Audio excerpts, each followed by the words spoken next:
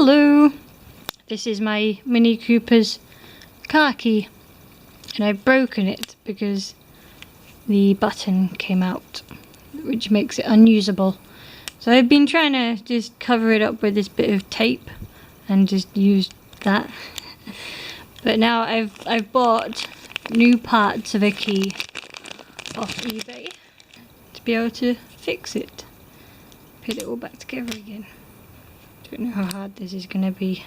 This is the inner workings of my key.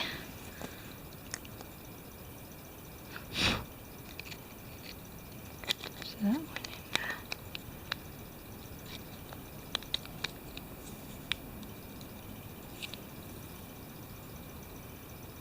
And then I want this piece. I want this piece out. How do I get that piece?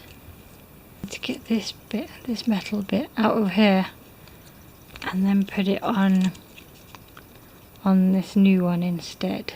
I need to break it. Success! My two bits of broken key, and my put together new key.